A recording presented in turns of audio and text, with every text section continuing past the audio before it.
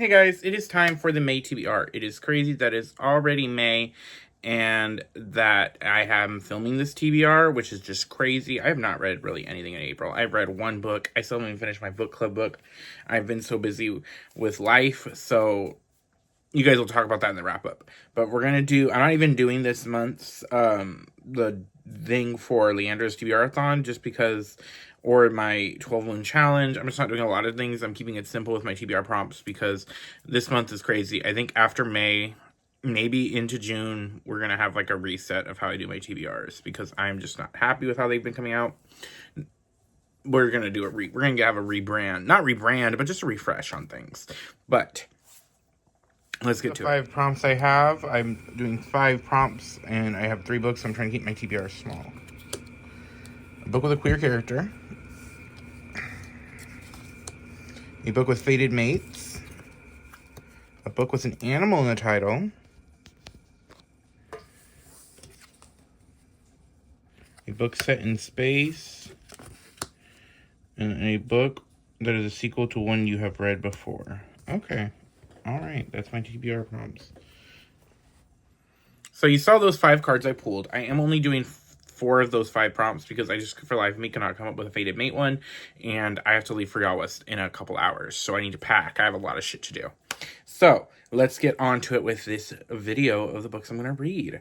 So I have 2 books on here that are not for the prompt because I need to read them. Well, 3 actually for book clubs.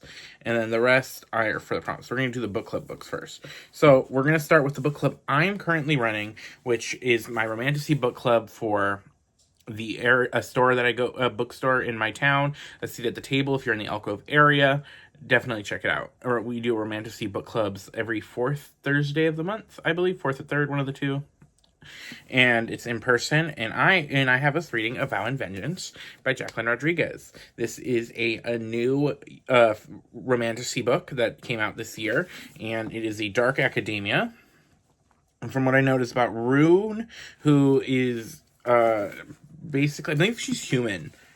So it says, I'll just read the description. Rune has nothing left to lose. Everything's been stolen by the immortals, her family, her home, her freedom, but she's done nothing. She's done playing by their rules. Each year, mortals are chosen to give in their will to journey to the immortal realms, but 20-year-old Rune orchestrated her own selection, determined to find her family and destroy anyone who stands in her way. Rune is used to doing whatever it takes to survive, and now she must endure the Forge, a cutthroat college that teaches the elusive tarot magic of the immortal druids. And while Rune's magic reveals itself to be the rarest and most powerful, she is forced to live with the only other wielder, Prince Draven, and arrogant as he is ruthlessly ambitious, he is the last person she can trust. Rune's ability also draws the attention of the most dangerous druids in the realm. Some want to use her, more want her dead. Draven offers to train her, but for a price. As Rune becomes installed in Draven's dangerous game, she learns there are secrets in the heart of the kingdom that some will kill to protect. And Rune and Draven's growing attraction may be the spark to ignite a brewing war. So this is my book club pick for Romantasy for June, and I'm very excited to read it and discuss it with everybody that comes to it and see what they think.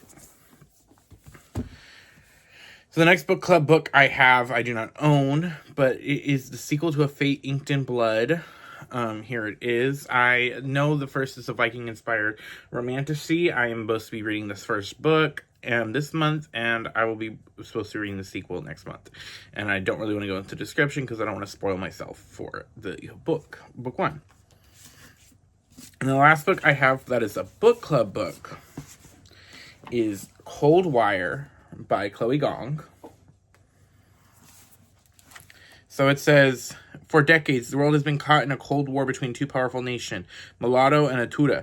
The median orphans who live in Atuna suffer the cost.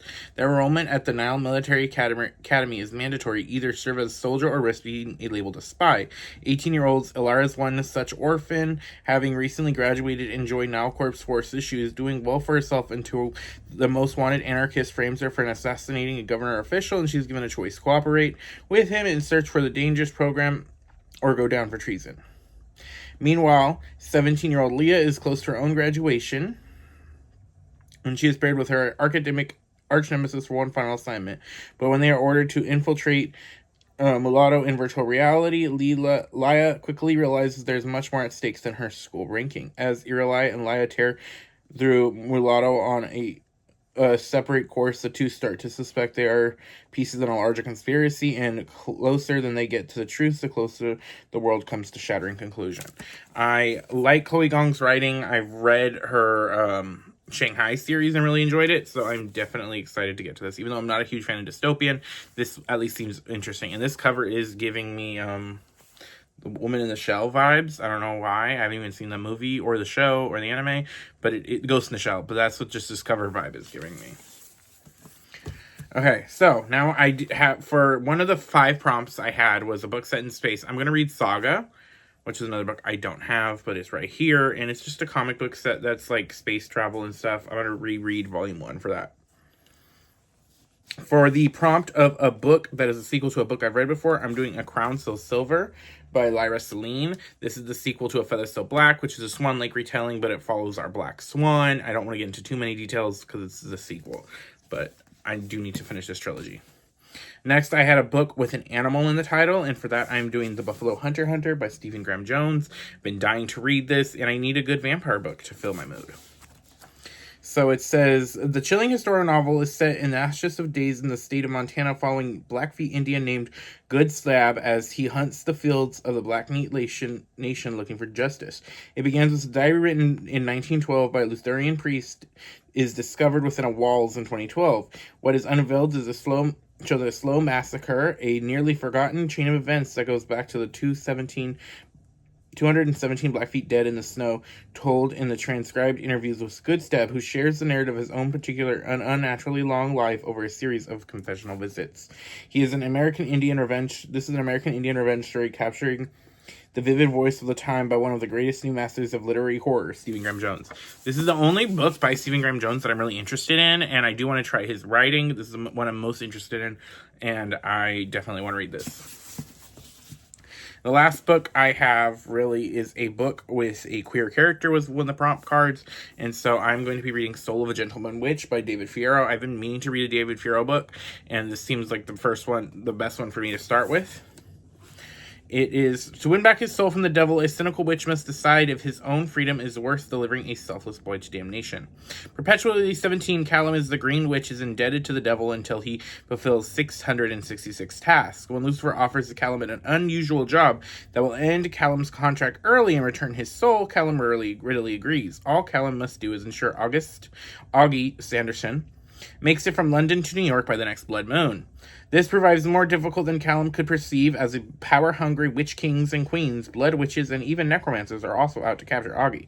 To deliver Augie on time and win back his soul, Callum will need the help of a black cat familiar, his human assistant who he accidentally turned into a frog, a 4-armed undead witch, and Augie himself, who seems to have too good to have made a deal with the devil. But if Augie didn't make a deal with the devil, then what awaits him in New York? And if Augie doesn't deserve his fate, is Callum willing to give his own chance at freedom to save him? I am definitely interested. I've been interested in all of David Fierro's books, and I think it's The Witchy one is the best one for me to start. And then that's all I really plan to read in May. I'm hoping I read all of these. I'm hoping I read one of them. My reading has been such downhill this year, and I definitely need to wake myself up. I may be doing a series inspired by Princess called Falling Back in Love with Reading, but that's if I can do that, because I have just not been reading, and I need to, I yearn to read. The bitches yearn to read. But yeah, that is what I am reading in the month of May. Let me know what you guys plan to read. Bye!